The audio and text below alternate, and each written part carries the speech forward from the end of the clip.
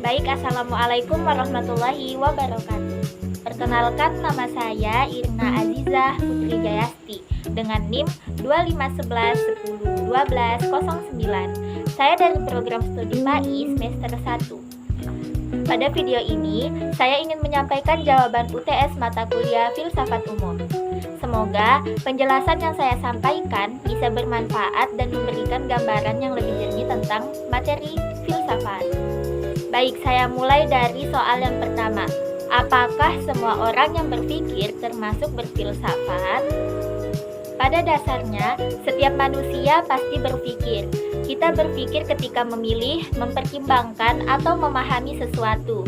Namun, berpikir biasa tidak selalu disebut berfilsafat. Berfilsafat itu istimewa. Ia adalah proses berpikir yang dilakukan lebih dalam, lebih hati-hati, dan lebih menyeluruh.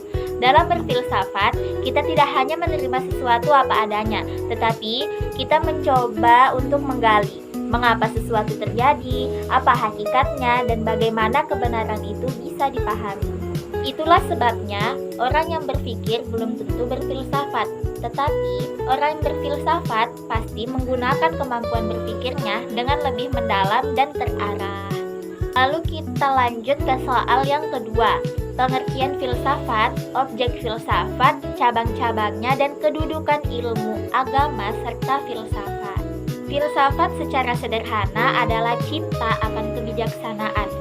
Ia mengajak kita memahami sesuatu tidak hanya dari permukaan, tetapi sampai pada inti dan hakikatnya. Objek filsafat terbagi menjadi dua. Yang pertama ada objek material, lalu yang kedua ada objek formal.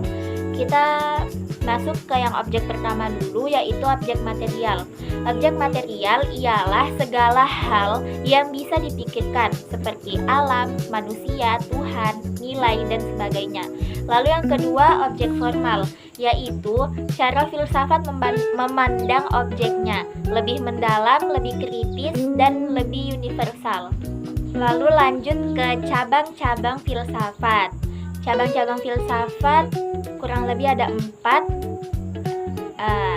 di antara lain yaitu yang pertama ada metafisika, membahas hakikat realitas. Lalu yang kedua ada epistemologi, membahas pengetahuan dan kebenaran.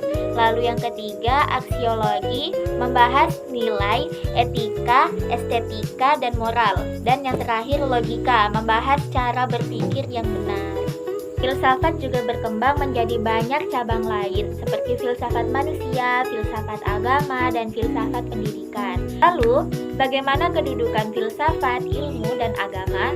Ketiganya bukan untuk dipertentangkan. Filsafat memberikan dasar berpikir, ilmu memberikan bukti nyata melalui penelitian, dan agama memberikan petunjuk serta nilai-nilai kehidupan. Baik teman-teman, sekarang kita lanjut ke soal yang ketiga, yaitu sejarah filsafat dan tokoh-tokohnya. Di sini, saya akan menjelaskan secara ringkas sesuai periodenya. Yang pertama, periode masa Yunani kuno. Tokoh-tokohnya seperti Thales, yang meyakini bahwa asal mula alam adalah air.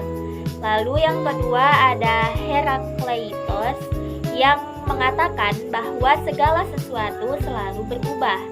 Dan yang terakhir ada Demokritos yang mengajarkan bahwa alam tersusun dari atom. Kita masuk ke periode yang kedua, yaitu masa Yunani klasik. 3 tokoh utamanya adalah Socrates, Plato, dan Aristoteles.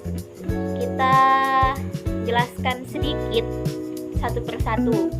Dari Socrates yang menekankan pentingnya mengenali diri dan berdialog. Lalu yang kedua ada Plato dengan gagasan tentang dunia ide yang sempurna. Lalu yang terakhir Aristoteles yang menyusun logika dan mengembangkan banyak cabang ilmu.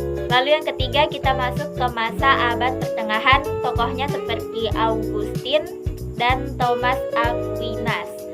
Nah, Augustine itu yang menempatkan Tuhan sebagai pusat kebenaran, dan Thomas Aquinas yang memadukan akal dan wahyu secara harmonis. Dan yang terakhir kita masuk ke filsafat Islam beserta tokoh-tokohnya. Yang pertama ada Al-Kindi yang menyatukan filsafat dan agama. Lalu yang kedua ada Al-Farabi dengan gagasan negara utama. Lalu Ibnu Sina dengan konsep tentang jiwa dan wujud. Al-Ghazali yang menekankan pentingnya tasawuf, dan Ibnu Rushd yang membela keselarasan antara akal dan syariat. Demikian penjelasan yang dapat saya sampaikan pada kesempatan ini. Semoga penjelasan ini bermanfaat dan semoga kita semua selalu diberikan kemudahan dalam memahami ilmu dan menjalankan amanah belajar. Wassalamualaikum warahmatullahi wabarakatuh.